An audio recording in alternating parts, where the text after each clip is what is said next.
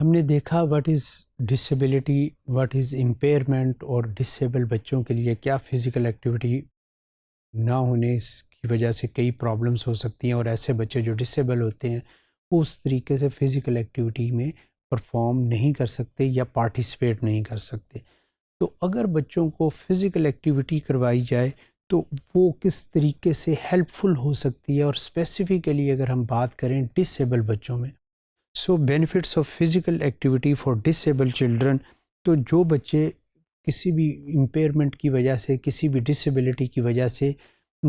اپنے آپ کو فزیکلی اس طریقے سے گروم نہیں کر پاتے جس طریقے سے کہ انہیں کرنا چاہیے، تو ایسے بچوں کو فزیکل ایکٹیویٹی کی طرف لے کے آئیں۔ فزیکل ایکٹیویٹی ان بچوں کے لیے کیا فوائد دے سکتی ہے، تو اس کے measure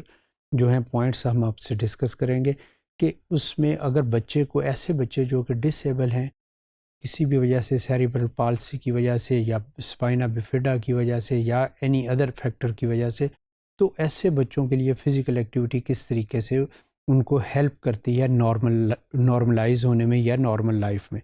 so improved physical fitness, کہ ایسے بچوں کی فزیکل فٹنس امپروو ہوتی ہے،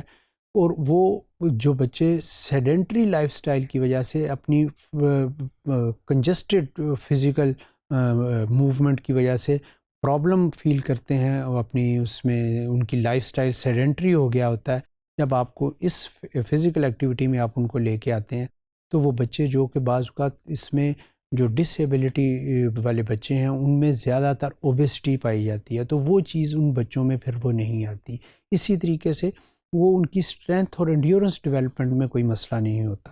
سو ریڈکشن آف ڈیزیز رسک، اسی طریقے سے ایسے بچوں میں اگر فزیکل ڈسیبل جو بچے ہیں، اگر آپ ان کو فزیکل ایکٹیویٹی میں ایکٹیو رکھنے کی کوشش کریں گے تو ان میں بیماری کے چانسز بھی جو ہوتے ہیں وہ کم ہو جاتے ہیں، یا اس کے خطرات کم ہو جاتے ہیں۔ اسکل ڈیولپمنٹ، ایسے بچے جو ہوتے ہیں ان میں مختلف انداز کی سپورٹس پوائنٹ آف ویو کے ساتھ یا کامن لائف سکلز جو ہوتی ہیں وہ ڈیولپ کرنے میں ان کو مدد دیتی ہے فزیکل ایکٹیویٹی۔ سوشلائزیشن، اس طریقے سے وہ بچے جو اپنے آپ کو بالکل اپنے آپ میں گم ہو جاتے ہیں یا اپنے آپ کو علیحدہ سے کر لیتے ہیں دوسرے عام بچوں سے، وہ پھر آپس میں ایک دوسرے کے ساتھ مل کے سوشلائز جو ہوتے ہیں سماجی طور کے اوپر، وہ آپس میں ملنے جلنے سے وہ اپنے آپ کو دماغی اور جسمانی دونوں صورتوں میں اپنے آپ کو بہتر سمجھنا شروع ہو جاتے ہیں۔ Social emotional well being,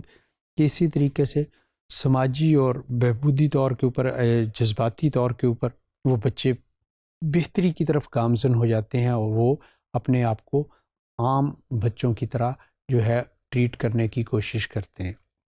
greater confidence and increase in independence, وہی بچے جو کہ مختلف انداز سے دوسروں کے مرہون منت ڈیپینڈنٹ لائف گزار رہے ہوتے ہیں، تو وہ بچے اپنے کام خود کرنے کی پھر کوشش کرتے ہیں۔ تو ایسے بچوں کو جو فزیکلی ڈسیبل ہوں ان کے لیے physical activity is quite important one, اور وہ بچے جو ہیں وہ زیادہ پر اعتماد اپنے آپ کو محسوس کرتے ہیں، کسی کے ساتھ بھی بات کرتے ہوئے، کسی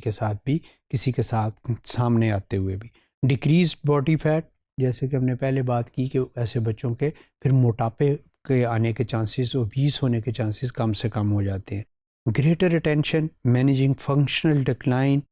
کہ اپنے آپ کو مختلف انداز سے اپنے آپ کو کٹ آف کرنے کی جو چیز جو ان میں بچے جو اس طریقے کے ہوتے ہیں وہ چیزیں ان میں کم ہو جاتی ہیں، اور وہ دوسروں کی توجہ بھی صحیح طریقے سے پھر حاصل کر سکتے ہیں۔ Mediating the psychological and social impact of